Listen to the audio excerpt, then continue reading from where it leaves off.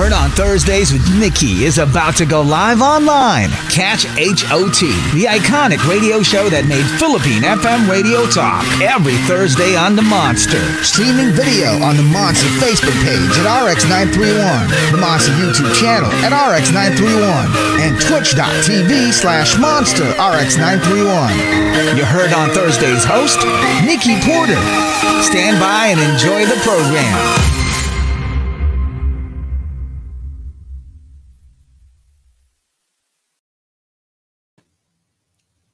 Hey monsters! Yes, it is time for more hot conversations here on Heard on Thursdays, the iconic magazine talk show that made Philippine FM radio talk. And you hear it only on Summer's Hottest, or should I say Manila's Hottest, since it is the rainy season now, Monster RX93.1.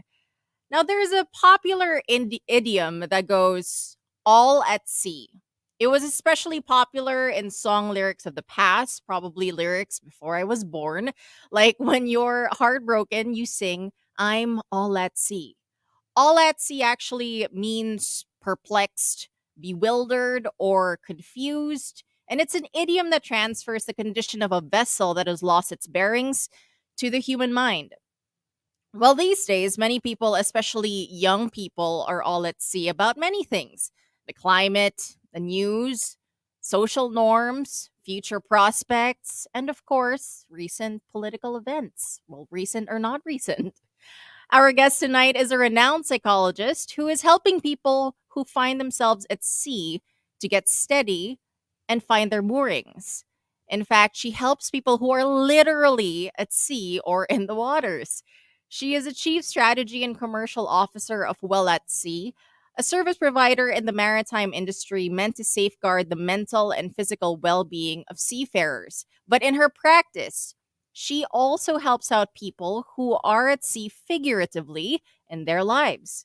Her main interest is in health psychology, which helps people achieve a higher level of wellness by accessing the power of the mind. And how? We'll talk about that later on the show. She is the creator of a self-help therapy card deck called My Soul Briefcase, and she is the founder of Healing Minds PH, a web resource of evidence-based theory and spiritually enriching content for anyone who is looking for healing. Without further ado, heard on Thursdays, psychologist GISA PAREDES. Hi, Nikki. Hi, GISA. So glad to have you with me tonight. Well, I also noticed that one of your blog entries in Healing Minds PH, it's called 3 Ways to Get in Touch with Yourself During the Pandemic. And as with all of the guests that I have on the show, the first question I usually ask is, what were you doing during the pandemic? How did you spend your time during lockdown? That wasn't necessarily, that might be work-related or not work-related. How did you spend your time then?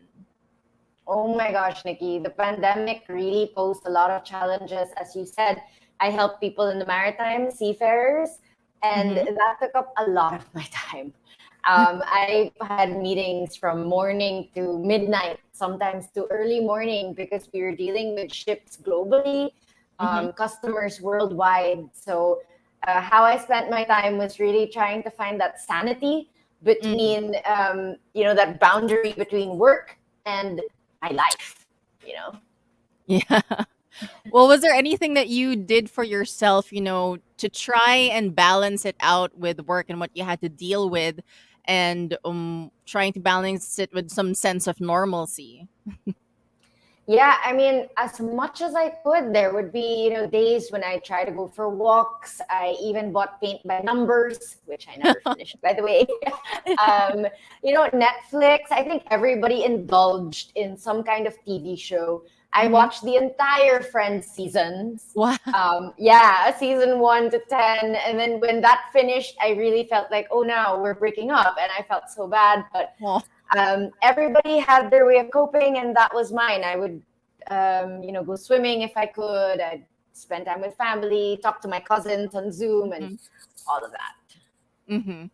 Well, I mean, a lot of people, of course, coming out of the pandemic now, still feeling some residual kind of lost at sea feeling or all at sea feeling. So especially now with like somewhat of a bruising election. So, what advice can you give them on how to cope? Well, you said, right, that, all at sea is an idiom that transfers the condition of a vessel that has lost its bearings to the human mind. So maybe I would throw that question back actually to our listeners and say, has your life lost its bearings, and how? And in what ways do you feel like you have lost control? And what are immediate things in your life that you feel you can take control of? You see, I never really believed in advice, Nikki. Maybe that's a psychotherapist in me. But you see, I feel like advice would be counterproductive to allowing a person to utilize their own capabilities and to be able to bounce back and form solutions that are actually realistic to them. But if I am to give my piece of advice, I would ask you to reflect on what is happening both within and around you, and see what areas of your life you can take hold of first.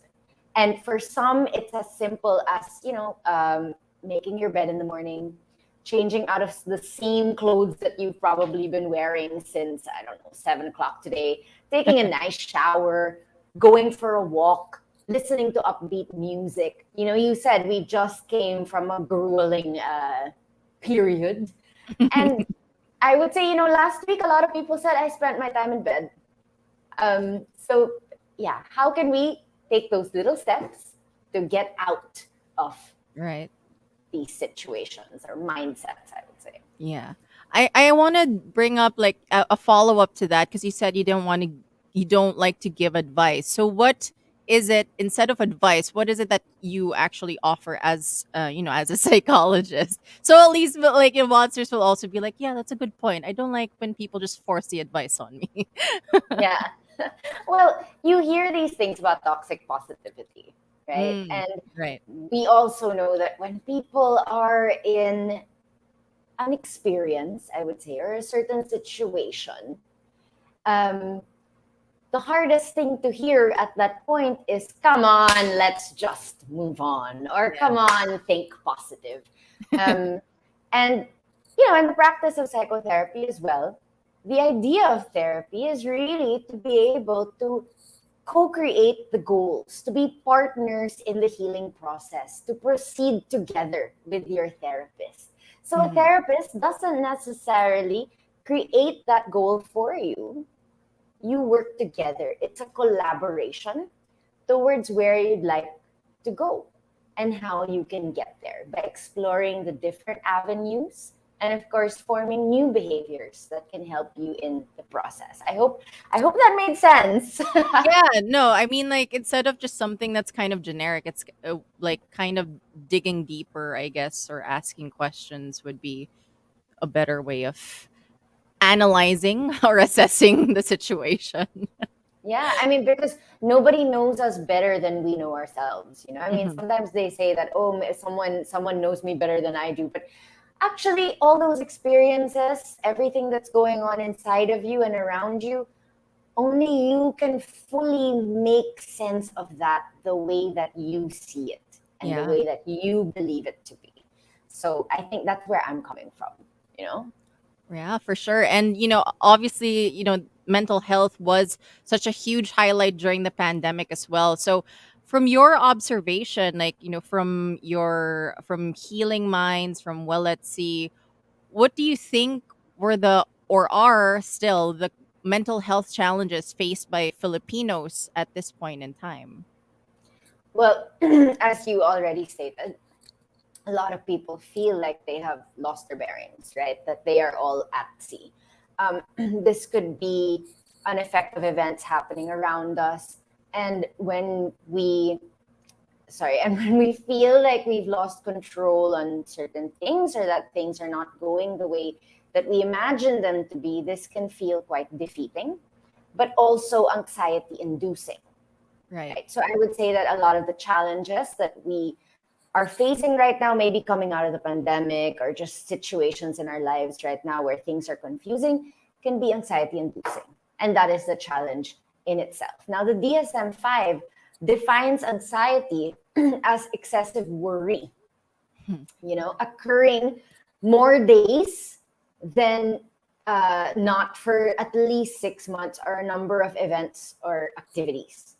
Okay. So it can pop out in certain situations. It can be prolonged anxiety, that sort of thing.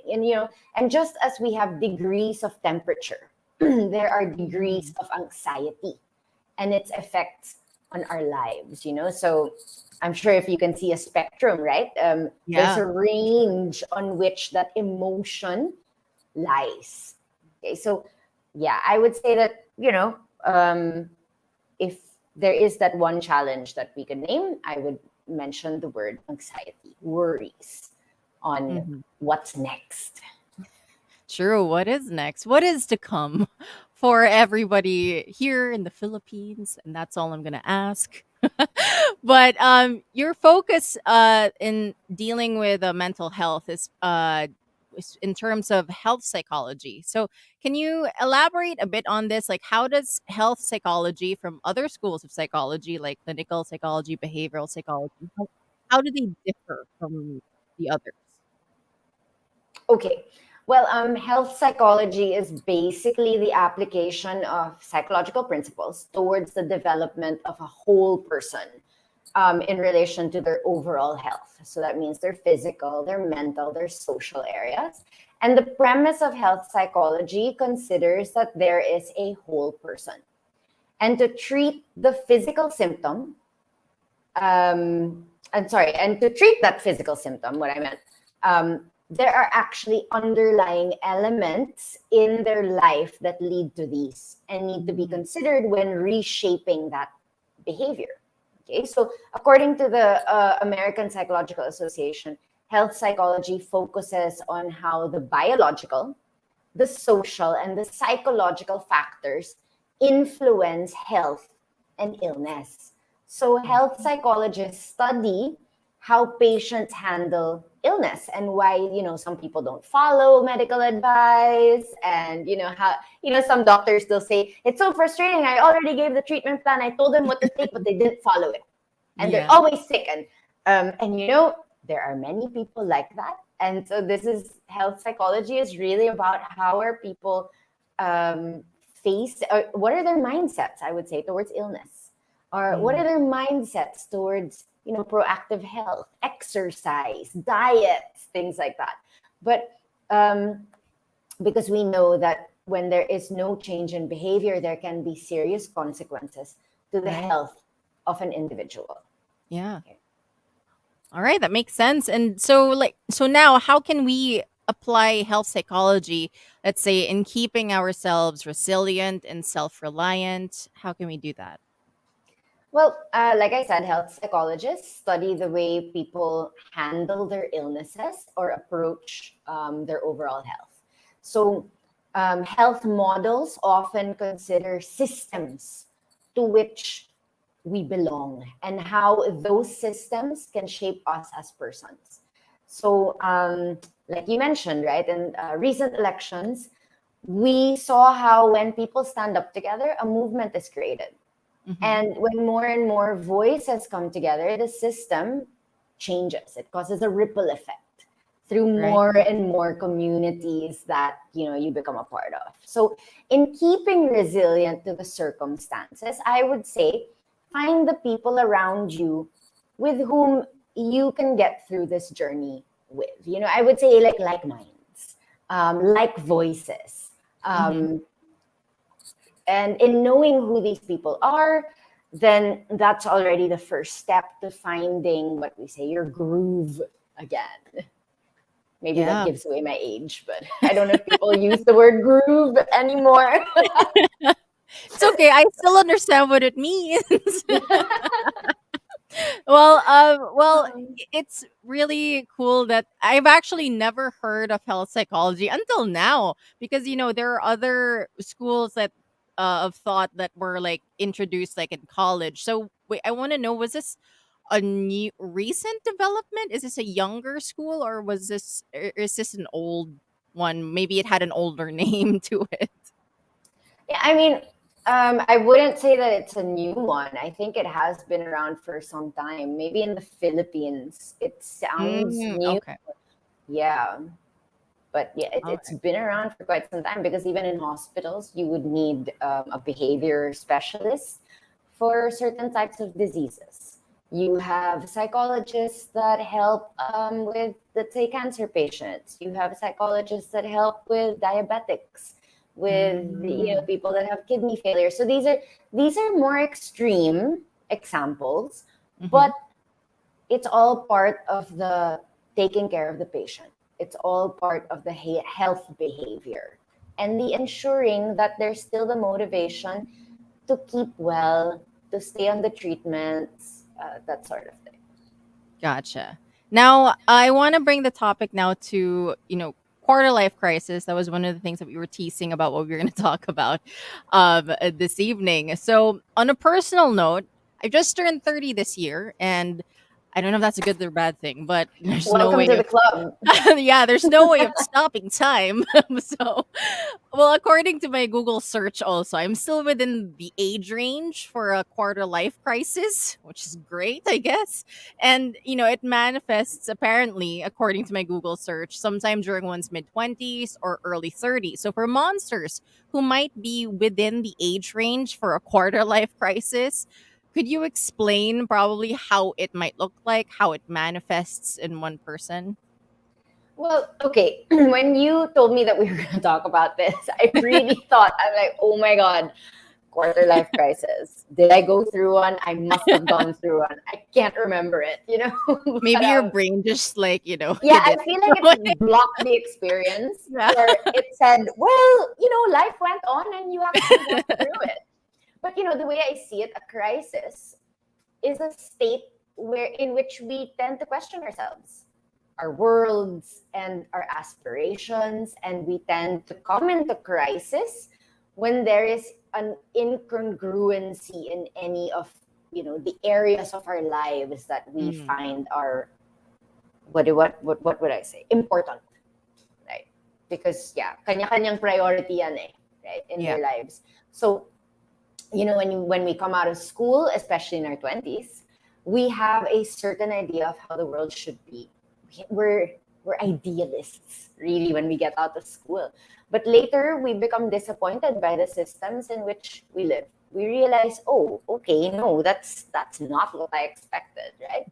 So perhaps the question to ask ourselves when we're faced with a crisis is, what are my beliefs about this? How are these affecting my value sets? What areas of my life have influenced this? Why am I so frustrated? Who taught me this? You know? Yeah. Why do I think that I always need to get some special pass to get into, I don't know, a party or something? Who taught me that? Where did I get that? Why am I frustrated? Why do I always need to cut the line? Why do I always feel like, importante?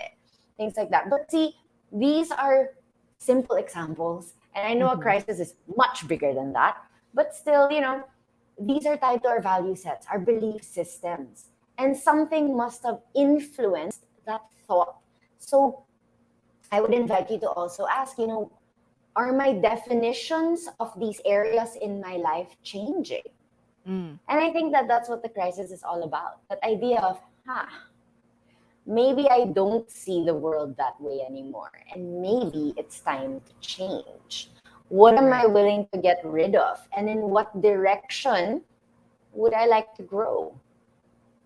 Yeah, for sure. And I actually do want to add a follow-up question to that. Is one example of like how like we expect the world to be, how we expect the world to treat us. Is that in relation to like maybe the generational trauma that we have gone through like when we were growing up with like for example with like the way our parents raised us, the way relatives raised us, how we communicated with each other? Would that have an impact also in the way that we kind of are trying to reassess what life should be in terms of quarter life crisis? Yeah, I believe so. And as you were saying that, then that's when I realized, that was probably my quarter life crisis. That that breaking away from the systems that I grew up with and having to form myself and redefining certain things. I had to confront what does success mean to me? What does love mean to Right. me? Yeah. What does work ethic mean to me? Career, all of that. Because to some people, success is a number. That's And true. that's where the crisis happens because there's the comparison. How come I don't have the same definition? You don't have to have the same definition of success. Mm-mm. And I realized that my definition of success was totally different. And in knowing my definition, that made me feel better about what were successful moments. And that's all that mattered. Mm-mm. Does that make sense? Yeah, no, definitely. The next question is, it's like you've listed it down already, or you've already talked through like how to kind of get out or cope with the crisis, the quarter life crisis. But just to repeat though, like how can you weather a quarter life crisis? So for one, it's I guess like reassessing, the system that you grew up with or were exposed to, and also trying to confront it. Like how do we do that in terms of like what are the questions we should ask just for review? Just for review, well, like I mentioned earlier, it's good to ask, where is this coming from? I think sometimes when we're frustrated, the initial reaction is either, like we get angry or we stomp away or we try to drown ourselves in something, either alcohol, TV, Right. you name it, right? Food for some. But, maybe pause and just ask yourself, where is this coming from? Where am I feeling that right now? Because for me, when I get irate, I feel my ears getting so hot. Wow. Like, yeah. But also, just saying, okay, where is this coming from? Whose belief is this? Is it mine? And That's a good one. is it, how is it affecting my value sets? And are the definitions in which I think of this particular situation the same as what is that voice in my head? I think that sometimes those two are different. So we need to be able to see their uniqueness and understand which ones we want to evolve with and which ones we can let go. Yeah. Definitely. That makes so much sense. I'm going to start asking myself questions now when I get angry. I don't know if that's going to make me angrier when I'm in the moment, though. But no, those are very good questions. So, for all the monsters who are tuned in, this is Heard on Thursdays. I hope you're learning a thing or two about how to cope with quarter life crisis if you are in the middle of it, if you're right in the thick of it. So, hopefully, these tips are helpful for you. So, it's also a part, not necessary, maybe in relation to quarter life crisis. A lot of people do encounter this anyway. That it's easy for your mind to tend toward the pessimistic and hopeless during bad times, but simply because it probably seems more practical to not expect things to turn out well. It's like that line from Spider-Man No Way Home, expect disappointment and you'll never be disappointed. So, like, how do you toughen the mind when life gets hard? Okay. So, yes, the mind does naturally tend to lean towards our more negative experiences and memories when triggered by another unpleasant experience. And this is why it's so challenging because these things tend to happen automatically. Mm, So the challenge actually lies now in how we manage these automatic responses. Now, what do I mean? Neuroscience teaches us that, the same experiences often lead to the same thoughts, the same feelings, and the same reactions, which then elicit the same experience over and over again. You know how they say, well, you kind of drove yourself to that experience. And that annoys people. But when you think about it, there is now a cycle in that behavior because 99% of the thoughts you have today were thoughts that came from the day before and so forth. So essentially, we have memorized states of being. So how then do we stop the chain reaction? Okay, so you're asking, how do we toughen the mind when life gets hard? But also, how do we stop that chain reaction that is always life is hard? True. Okay, and this is where doing the work gets tough. Okay, I'm sure some people have listened to some spiritual teachers out there, and they're like, you really have to do the work on yourself. You have to go within, all of that. But the thing is, in order to shift our mood and our thinking, it will take a lot of practice. It does take a lot of work. Some people go into meditation. They find relaxing activities to help them breathe through a negative experience, because the slowing down allows us to be more mindful about what we actually aim to do next instead of taking swift action or reacting angrily. Right. So toughening our minds is all part of, the hard work that comes with being mindful of how certain situations are making us feel and what they make us want to do. It's about being aware in the moment. Like I said earlier, when you're feeling that crisis, it's being aware of that crisis. And, constantly practicing this awareness allows for that pause. The pause is that space between the thought, the action, the feeling, and the experience. And again, Nikki, it's not overnight. So toughening the mind is really going to take a lot of practice. Yeah, for sure. And also, I like when you were talking and how you were describing how to toughen the mind, how I thought of it, or how it translated to me. It's like toughening the mind. At first you'd feel like, oh, it's like a mental workout. It is, but then it's also kind of like trying to be kinder to how you like process situations, or being kinder to yourself really, and how to kind of deal with situations. Does that make sense? I'm not sure, like, because that's how I understand it. Yeah, for sure. I mean, when you talk about mindfulness, there's always an area of self-compassion. It's always an observation of what is happening at the moment, but with that gentleness. Another way of putting it is, to be able to think like a scientist.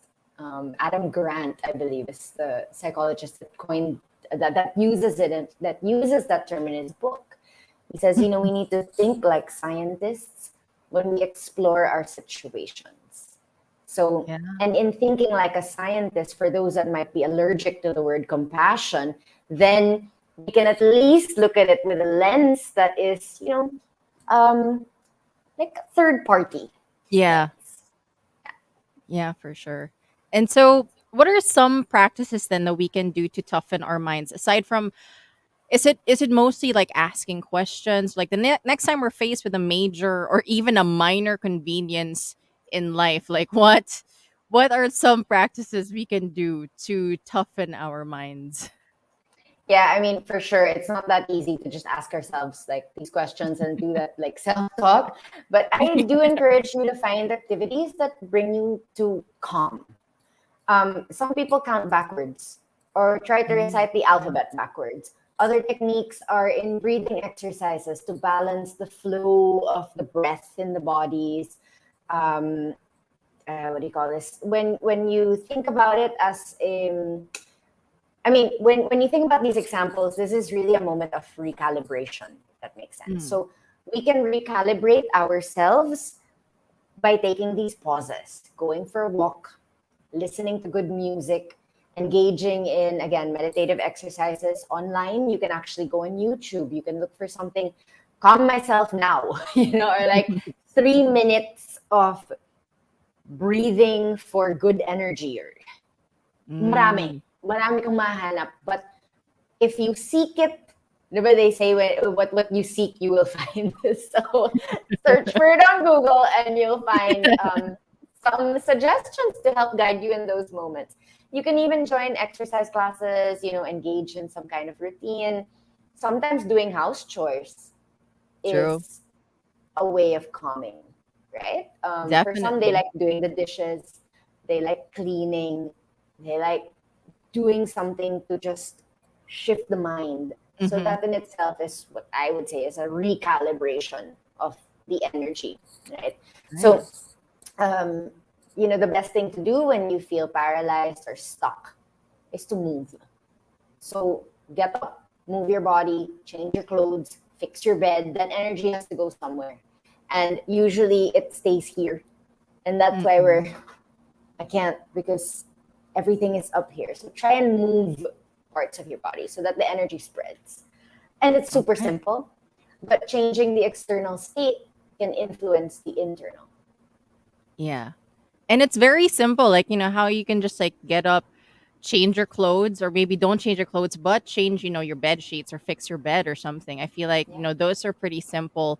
And eventually, like maybe that's a stimulus needed to eventually do other things so that you can keep your mind off of, whatever negative it is that you're feeling or thinking about as well. So I want to know also, this is not really hugot, but it might sound hugot when I ask this question. How does toughening the mind differ from toughening the heart? Okay. So I saw this in your notes and I thought about it for like a good minute. But then actually, if you think about human behavior like a car, okay, so the car has four wheels, right? Hmm. Our emotions, thoughts, actions, and body sensations or reactions, the body reactions, they Yeah. all work hand in hand. Okay. So when we're faced with certain situations, all wheels of the car are activated. Okay? So when you drive a car, they all go together. Hmm. Right? You don't have two wheels going in opposite directions. Right. Those wheels typically go in the same direction, depending on where you maneuver your Hmm. manivela. Okay.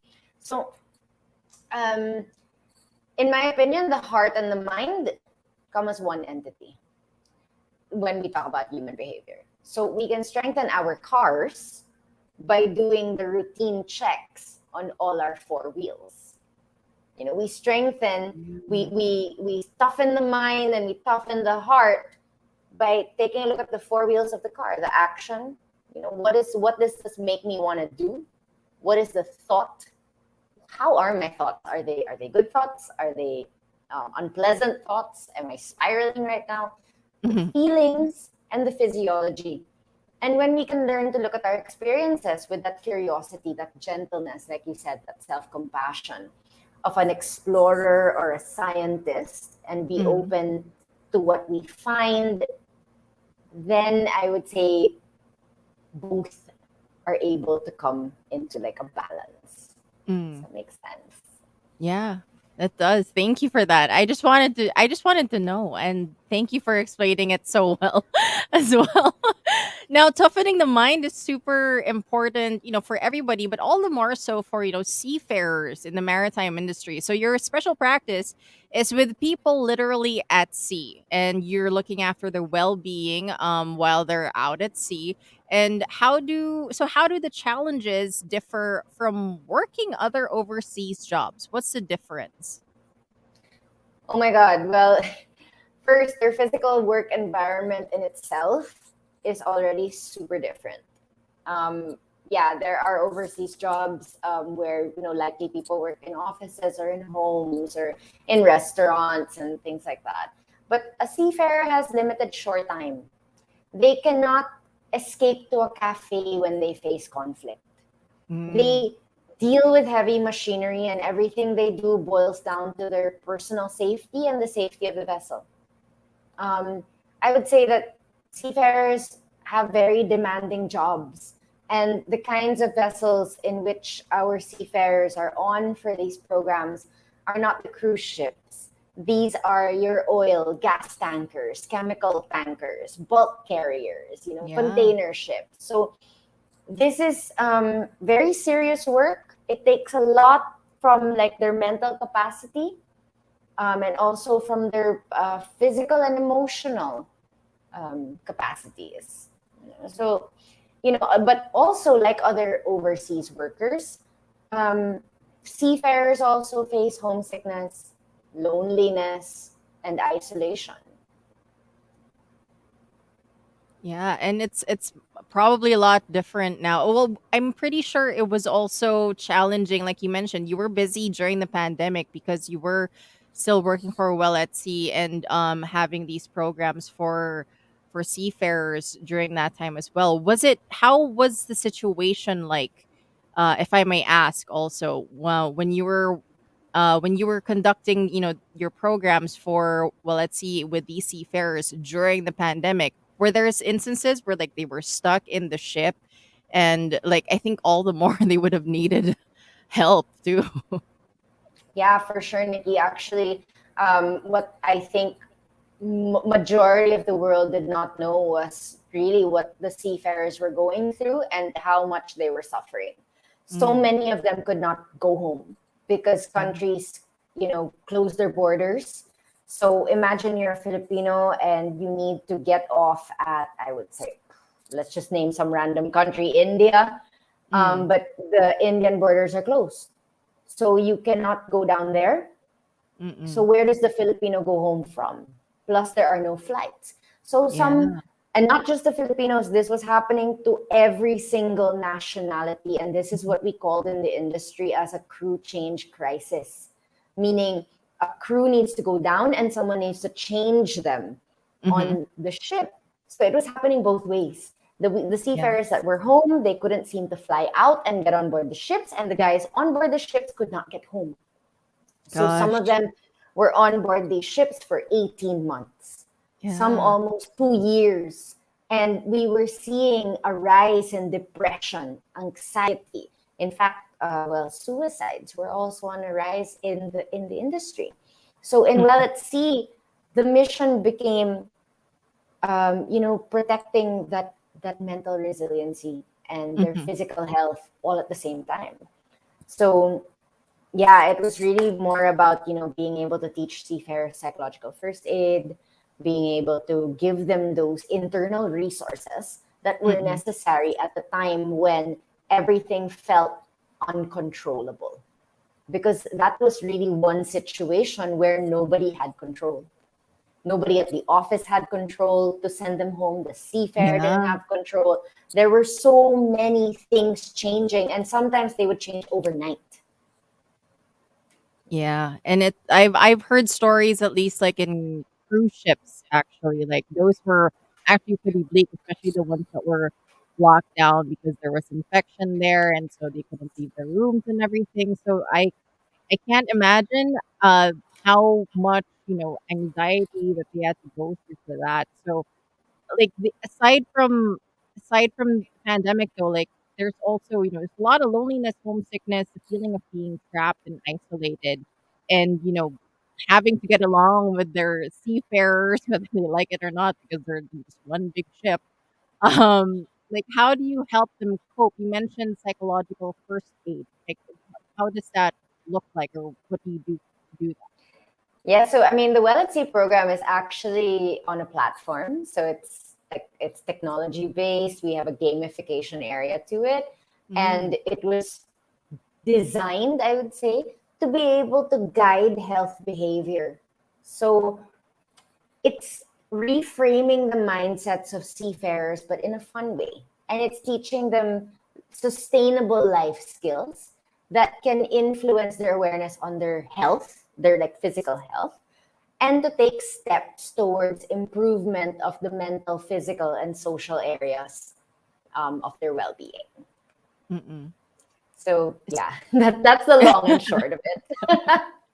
Okay, and so like how do you offer then your services to seafarers? I'd imagine like, this you'd have to make your case, I guess, with them first for them to be more for them to, accept, the help that you're trying to give them. And since this isn't like a usual HR seminar that they might have, like whether on shore or in the ship, so how do you offer, like what is your approach to them so that it can be more, not really enticing, but it's like they'll warm up to it? Yeah. I mean, we work very closely with our clients, right? We are basically a third party provider to these maritime or shipping companies. So first, I think the most important part really is that the management has full buy-in and support, because there are a lot of organizations out there wherein they just slap on a band-aid and they say, yeah, Mm. we have a program somewhere out there, but you never hear from the management about it. You never hear anyone talking about it. Yeah. And what I've learned through time is that, when the management backs it up, when leaders put it at the forefront of their agenda, and when they show this to the seafarers, that actually helps activate or to create a ripple effect in the organization. So, Mm. something as simple as creating that environment for change, introducing these ideas, these concepts, these programs to the seafarer can already actually build on a person's accountability and enhance group bonding and socialization on board. Mm-mm. So, one thing that is most important to us is to be able to collaborate very closely with the management of these organizations. And Mhm. then it's also establishing a clear, I would say, launch process, orientation of the seafarers, and of course, the gamification areas, wherein the point system makes them competitive with each other. And, they're out at sea, they have colleagues that are on different ships all around the Mm. world, Yeah. and that competition factor and knowing who's in the lead, or and which vessel is doing the best actually has gives that instant buy-in, I would say. Yeah, and it makes it sound fun actually to want to actually to participate in this. But have you ever encountered like probably a management from the maritime industry said like, okay, some of these participants aren't receptive. Do you have like a have you trouble did you do troubleshooting like in how to approach these participants who aren't receptive, who just don't want to participate in the program? Oh, for sure. For sure. I mean, I've been faced with all kinds of people. I've traveled a lot for my work. I've gone to Africa, to India, to Wow. Europe, to the Philippines. But, it doesn't really matter. I realized what nationality the seafarer was. Some mindsets were still the same. They'd say, oh, the wellness, someone's already talked to us about that before. It didn't work. Mm. There's that immediate block, Yeah. or there are also the misunderstandings or misconceptions, I would say, of what wellness is. When you say wellness Mm-mm. program, they think, are you going to make me run? Are you going to make me exercise?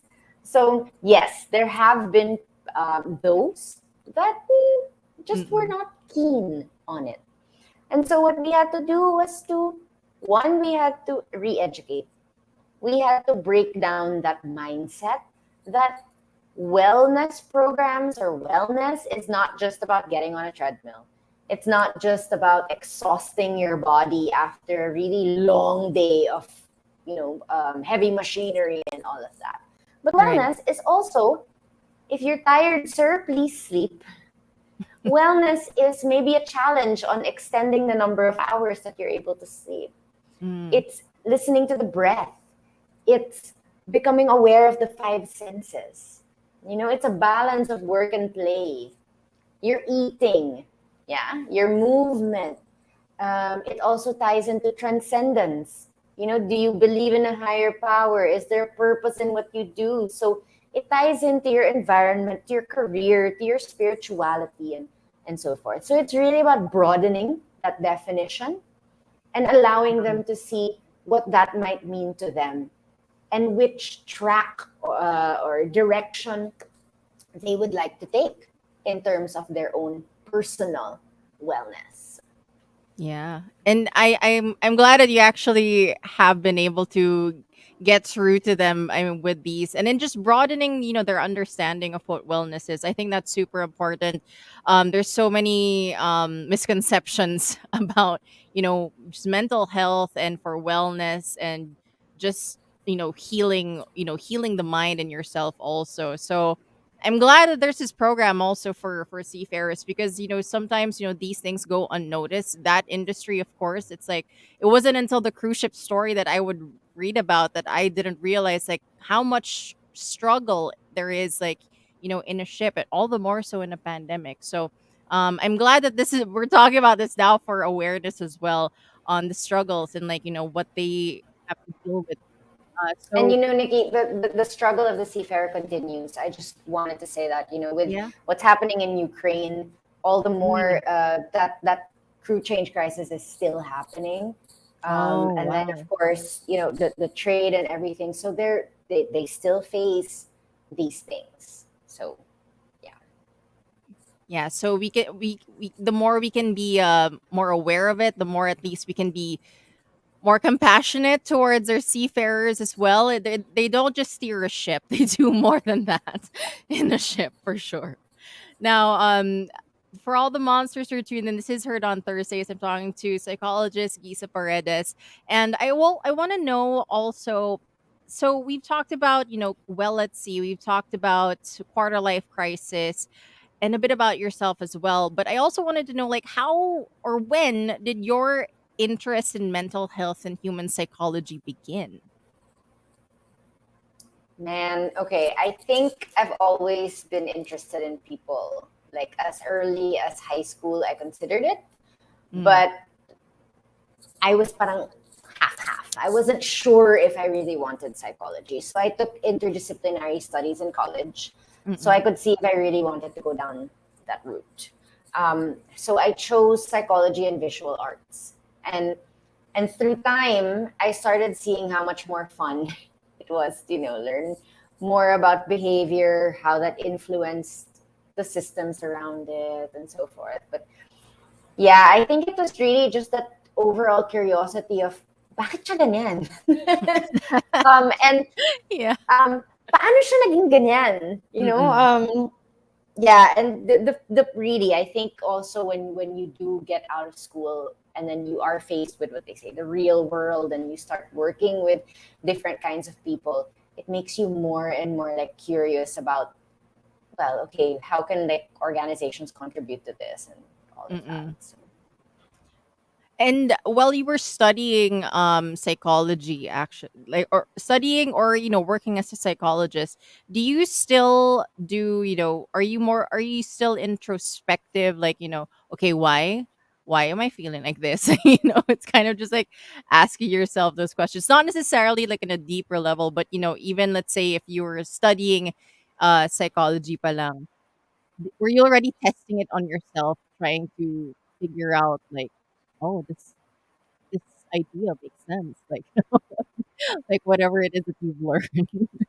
Yeah, I mean, for sure, because I think the road to becoming a psychologist also requires a lot of deep inner knowing and awareness. I think that's part of the formation that we get as part of the degree. It's really important that you kind of know where you're coming from and what your biases are and what your Mm, belief systems are, because when you're faced in therapy with all kinds of people and all kinds of beliefs and all kinds of value sets, you need to also be aware of what is happening within you. Sometimes, am yeah. I forcing my belief on somebody?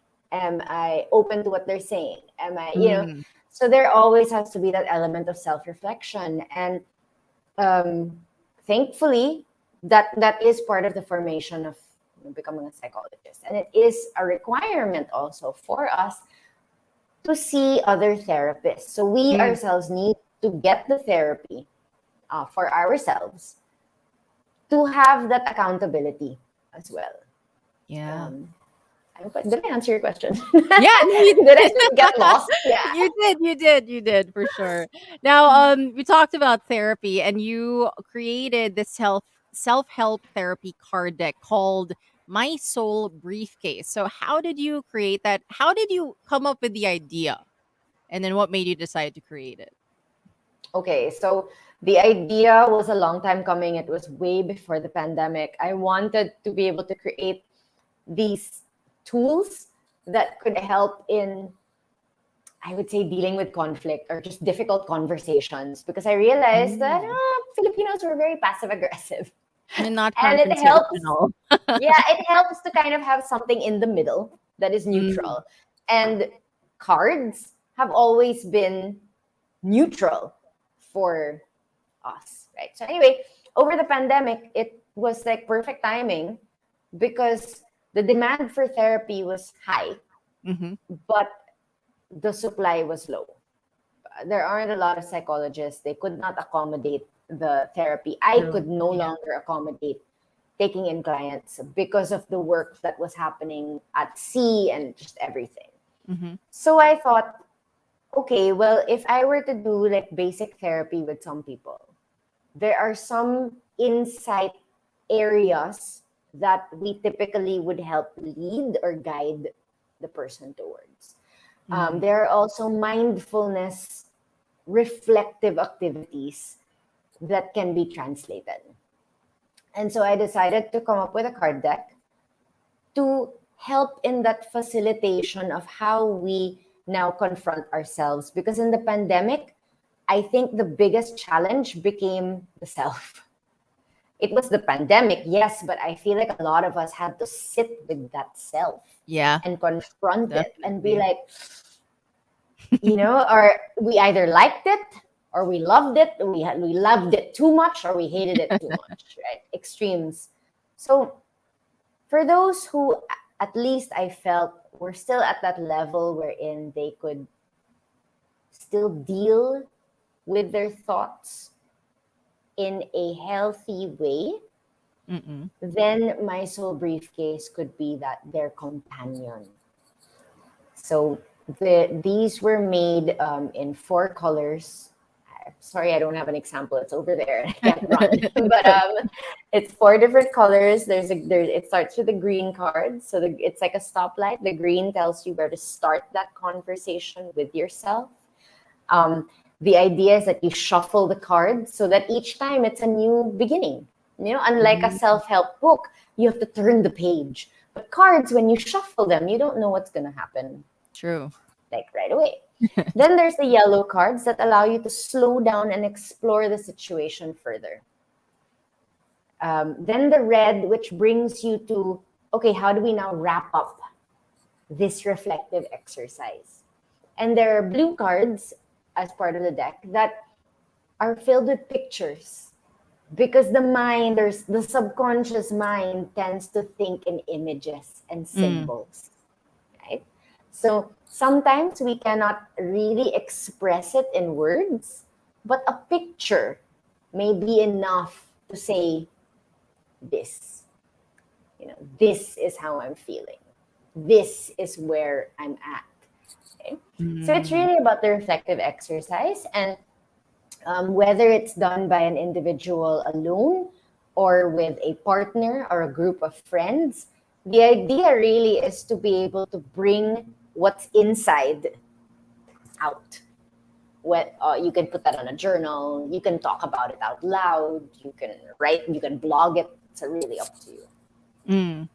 So, you mentioned that we can use this in terms of conflict or in difficult conversations. Are there some specific instances where you think that it could be most useful? Like, what kind of conflict, what kind of difficult conversation could we use the My Soul briefcase?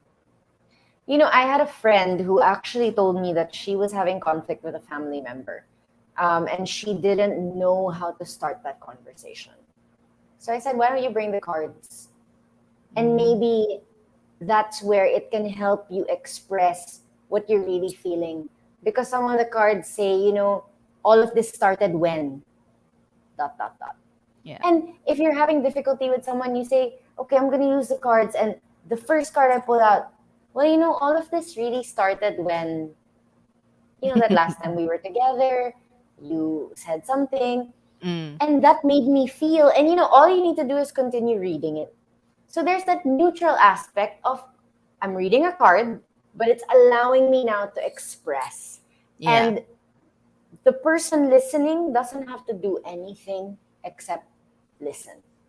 You don't even have to probe, you don't have to give Mm, advice. You just need to allow the process to take you where it's meant to take you. And I true. think that's also why we called it my soul briefcase. The inner workings of the soul, but also a singular experience that is Mm-mm. short, that is brief, and a case or a challenge that you are faced with. All right. Well, I feel like I should get a my soul briefcase also. I not that I have difficult conversations. I feel like I have conflict. Wait, does this apply to conflict like within the self also? Yeah, definitely. Definitely. Okay. All right. So okay, I could probably use that for myself. So I can like try and filter and figure out what it is that I am really dealing with. This is where my quarter life crisis comes in. I'm just kidding. Well, anyway, I wanted to ask. We are nearing the end of the show too. How would you suggest, like, we have post pandemic stress disorder, we have post election stress disorder, both of which have been trademarked here on the show. So as we come out of the pandemic, maybe also after the elections, are there anxieties we can manage, and mental patterns we should get unstuck from? So like, what are these anxieties, like probably some of these anxieties, and then how do we get unstuck? I'm assuming this would be similar to moving. Yeah, well, I mean, coming out of a pandemic, the real concern is health, right? It wasn't until recently when I finally left the Philippines and then came back several weeks later that, I realized that what the pandemic did to me and to us as a collective and how we still treat it in the Philippines, there really are some things or anxieties that still arise in relation to our health. Mm-mm. So, in order to manage that or to feel safe in social situations, I guess we also need to just be aware on how we can prevent certain illnesses from happening. That's on the health side, right? Mm-mm. But yeah, and I guess the mental patterns are, we got used to a way of living in the last 2 years. So how can we challenge ourselves to either explore further, maybe open our circles, get to know new people, start new conversations, that sort of thing. Mm-mm. Yeah, it is a lot like movement, but I guess movement in another direction now, and being open to the new experiences and the new people, and Mm-mm. widening our perspective, I would say. And I'm sure there are some, either it's monsters themselves or monsters, like friends or loved ones, who might be struggling with their mental health but haven't really addressed it, haven't mentioned it, when they're in their company. So what's how can we help them? I was gonna say, what's your advice to people like him? So how do we look after these loved ones that we have who might be struggling with their mental health? How do we do this also from a distance so that we don't be too aggressive in our approach? Sorry, I didn't hear you on that one. Oh, okay, sure. I'll repeat the question. So, how do we look after loved ones who might be struggling with their mental health, but how do we do this from a distance when they haven't addressed it, and so that we don't come off too aggressive in approaching it? I think the thing is, when we see people are struggling or we see that they are just down in the dumps, we really want to figure out how to fix it. Mm, And when we see our loved ones in that state, uh, the best talaga we can do is just give them that sense of comfort and let them know that you're there. Be present to the person. Um, that quote that goes around the internet that says that, it's actually when you're in the shadows or in the dark, and then when that person comes and sits next to you in that darkness, that like everything mm. can change. I'm totally paraphrasing, but that in itself is enough to make people know that despite that difficulty that they're in, or that mood that makes it difficult to be with them, that you're still willing to be there. All right.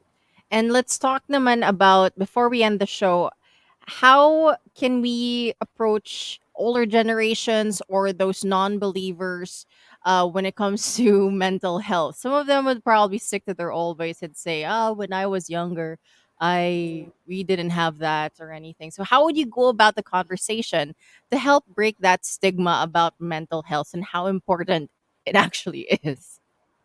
Well, stigma is defined as a mark of disgrace. So Mm, sa Filipino, kinahihiyan.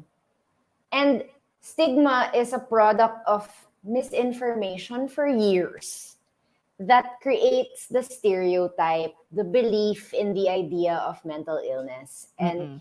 so, in order to break that stigma, it would be relevant to have conversations with people who experience mental struggles and asking them what is that experience like for them. I said this also previously, like in another show, but you see, mental illness, unlike an allergy, cannot be observed on the surface.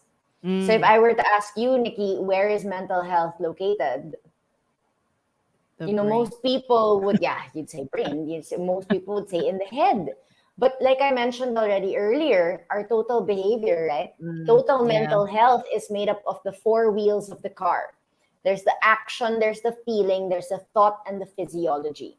Wherein the complexity of the illness now presents the challenge towards people who can't seem to understand. mm, Maraming, mukha naman siyang okay ah. mm, Tamad yan, baka yeah, depressed. Okay? yeah, Now, depression and anxiety look and feel very different to various kinds of people. So, true. there's no one case that is like another. So, in order to break that stigma, we're going to have conversations. We're going to have to take the time to educate, to explain those that are going through the process. Mm, of course, they find it difficult enough already. Mm-mm, But I would say the patience also, to be able to share that experience with others and true. to use that voice to educate others. I think I'm being redundant already. But It's no, midnight. no, totally, totally. And I won't keep you for too long, but I totally understand educating and just like going, trying to just redefine what it means, mental health for these, non-believers and older generations who didn't grow up with, this being a popular thing to talk about. It used to be like taboo also to talk about. So, yeah, so I totally understood it, even if you felt like you sounded redundant. I got it. But thank you so much, Gisa. This has been super insightful, also, and it was so much. I learned so much, just like talking about mental health, and also with the well-being of, like, the maritime industry, just in general, and the people who work there. So, is there anybody you want to say hi to? Anything that you would like to promote, or programs that you would like to promote, also for monsters who might want to heal their minds as well? Go ahead. Well, I mean, you can follow me on Instagram, Healing Minds PH, Facebook as well. If you're looking for psychologists or psychiatrists in the country, I encourage you to visit breakyourstigma.com. It took me a while to remember that. But yeah, my website was basically transferred to that domain. Um, and yeah, just watch out for whatever I post on my social media, because from time to time I do still open up sessions for community healing. Sometimes I'll open up mindfulness session or whatever, to help the larger group, I would say. And that's when I have time out of WellAtSea and all the other stuff that I'm doing. Oh, and of course, follow My Soul Briefcase on Instagram and Facebook if you're interested in the product and Mhm. yeah, the cards. All right. Well, there we go. That is our heard on Thursdays this evening. I was talking to renowned psychologist GISA Paredes. Thank you so much for all of the responses that you've given. All of them, I've learned a thing or two. Hopefully, I will apply it at some point. I know it's a struggle, but it's a struggle that I am. What's this? See, I'm drawing a blank too. Well, it's a struggle that I'm willing to go through there so that we can, so I can, have a tougher mind and everything. Yeah, So for you're all the willing to do the work. That's Yes. what you are. Good Good job. And welcome to 30. Oh no, thank you, I guess. But yes, for all the monsters, this has been heard on Thursdays. Catch me again next Thursday for another episode. But for now, keep it locked right here on The Monster. Bye, guys. Monster exclusive interview. Monster exclusive interview. Only from Manila's hottest. Monster RX93.1.